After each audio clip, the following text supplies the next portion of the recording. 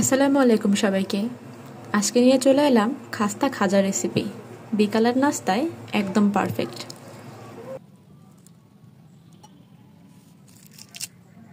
শুনেই হয়তো বুঝতে পারছেন কতটা মুচমুচে হয়েছে। তো চলুন রেসিপি শুরু করা যাক। এখানে আমি নিয়েছি 2 কাপ আটা, সাথে স্বাদ মতো লবণ আর 2 টেবিল চামচের মতো সয়াবিন তেল। এবারে এটাকে হাত দিয়ে বেশ ভালো মতো ঘষে ঘষে মেখে নিতে হবে। এটা গোলানো ঠিক হয়েছে কিনা বুঝতে হলে এক মুঠো আটা হাতের মুঠোয় নিন, দেখবেন একসাথে দলা হয়ে আছে। এবারে পরিমাণ মতো পানি দিয়ে মোটামুটি শক্ত একটা ডো বানিয়ে নিব। একটু শক্ত মনে হলেও এটাকে কিন্তু 10 থেকে 15 মিনিট রেস্টে রাখলে নরম হয়ে যাবে। 15 মিনিট পরে এটাকে হালকা মুথে নিয়ে ছোট ছোট লেচি কেটে নিব। আমার এখানে 7টা লেচি হয়েছে। আপনারা চাইলে এভাবে বড় অথবা ছোট করে লেচি বাড়িয়ে বা কমিয়ে নিতে পারেন। এবার লিচিগুলো দিয়ে আমি রুটি বেলে নিব। রুটিটা একটু পাতলা করে বেলতে হবে। অনেকে ভাবে গজা হয়তো ময়দা দিয়ে ভালো হয়, কিন্তু আপনারা আটা দিয়েও ট্রাই করে দেখবেন, অনেক মজা হয়। তো আমার এখানে 7টা রুটি হয়ে গেছে। এবার একটা বাটিতে 2 টেবিল চামচ কর্নফ্লাওয়ার নিয়ে পরিমাণ মতো সয়াবিন তেল দিয়ে দিন, লিকুইড একটা ভাপ করার জন্য। একটু লিকুইডে না হলে কিন্তু রুটিটায় ভালো মতো স্প্রেড হবে না। একটা রুটি নিয়ে কর্নফ্লাওয়ারের সেই মিশ্রণটা ভালো মতো বিছিয়ে দিব।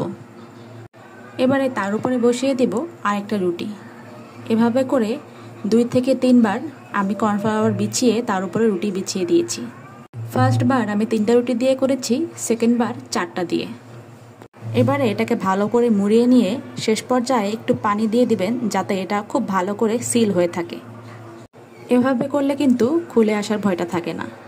এবার একটা চাকু দিয়ে নিজের পছন্দ মতো কেটে নিন, মোটা, চিকন, পাতলা, যেভাবে ইচ্ছা।